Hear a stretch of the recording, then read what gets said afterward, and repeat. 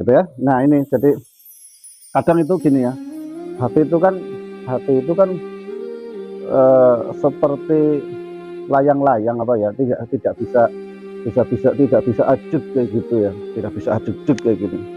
Maka kadang itu misal kalau umumnya ngantuk, kalau ya, kalau pas imamnya terlalu panjang kayak gitu, niat untuk berhenti sholat, niat untuk keluar dari sholat itu sudah batal gitu ya.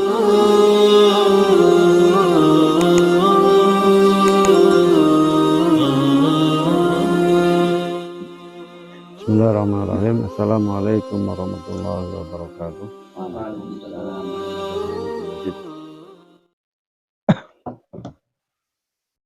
Kepada para ikhwan fillah arsyadani warahmatullah, alhamdulillah kita bersyukur pada Allah Subhanahu wa taala pada pagi hari ini kita bisa kembali melazimi kegiatan baca Quran dan tausiah sebelum kita beraktivitas. Dua, salawat serta salam semoga tetap bersurah pada Nabi kita Muhammad Sallallahu Alaihi Wasallam serta seluruh keluarganya, para sahabatnya, serta kita selaku umatnya hingga akhir zaman. Selanjutnya kita akan meneruskan pembacaan kitab terjemah Fathul Qorib ya.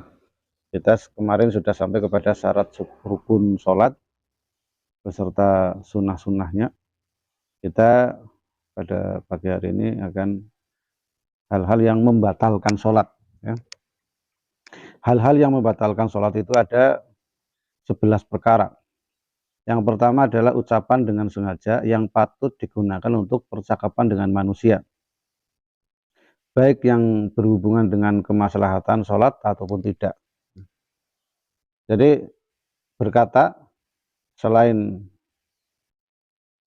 zikir yang nanti bisa difahami oleh orang-orang, itu nanti akan membatalkan puasa. Misal ya kata-kata begitu ya.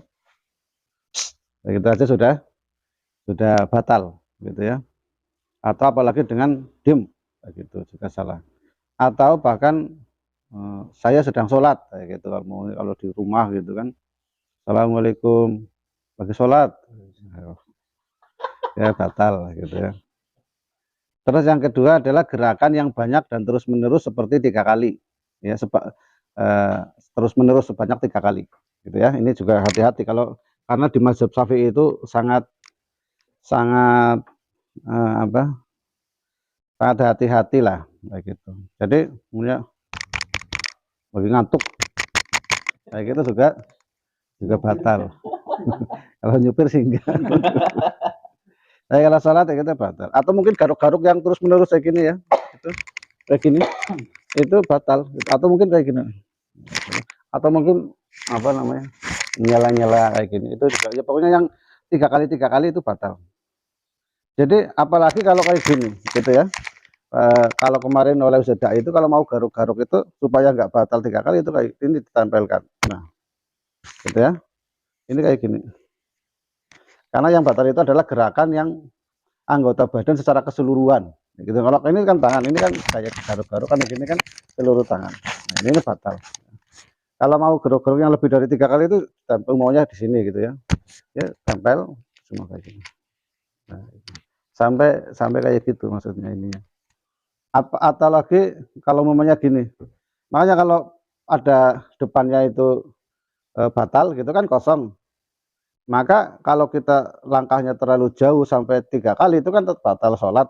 Maka sunnahnya ini sholat gitu ya, melangkah satu itu diem ya, melangkah satu lagi diem. Ini kan dianggap tidak terus menerus gitu ya. Kalau sampai 3 kali kayak gini kan bisa batal ya. Repotnya kalau itu ya, ini sampai berhenti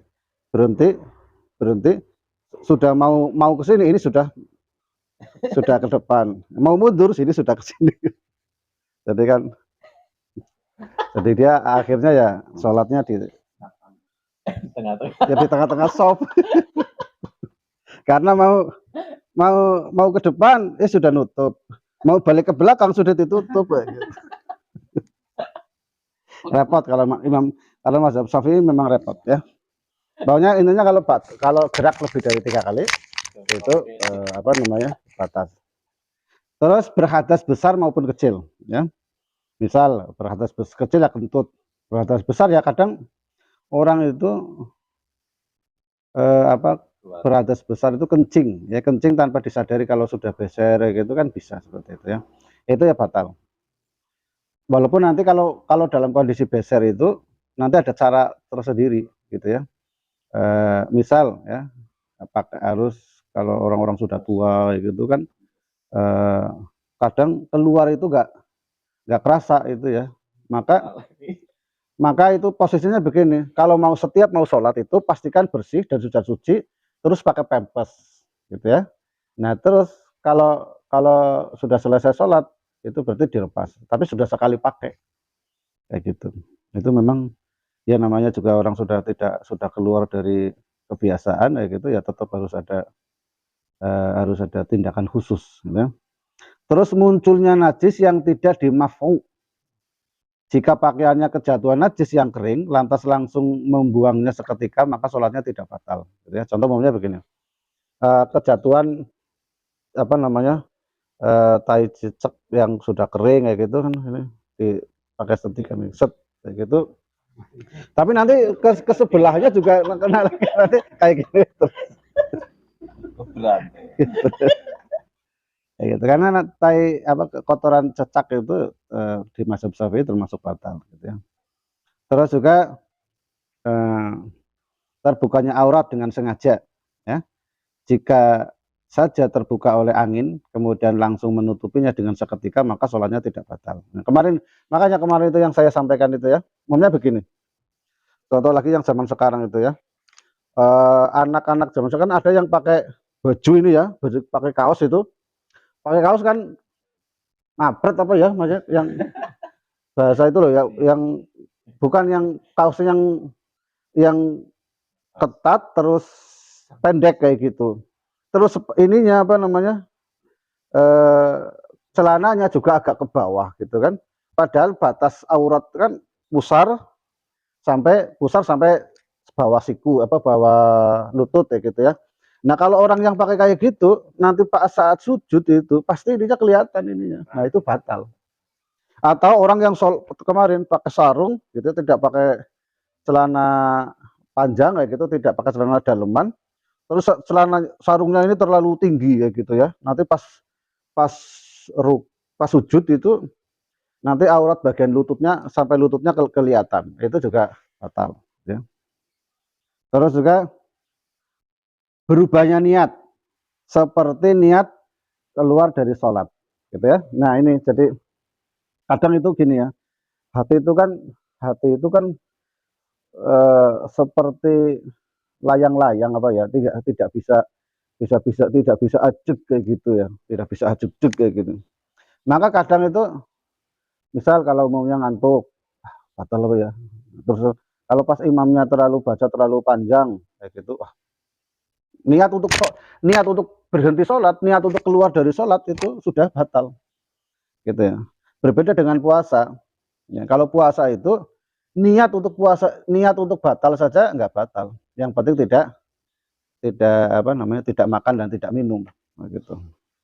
Kadang memang bahkan ada dulu ada orang itu mengatakan begini, engkau ingin mempermainkan setan saat puasa, mudah, bilang baik dengan lesan maupun dengan hati, saya sebentar lagi mau batal ya, saya sebentar lagi mau buka, saya sebentar lagi mau buka kayak gitu ya.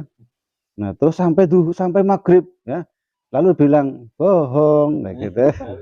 Saya bohong kayak gitu. Nanti kan setannya itu pasti manggel banget itu ya.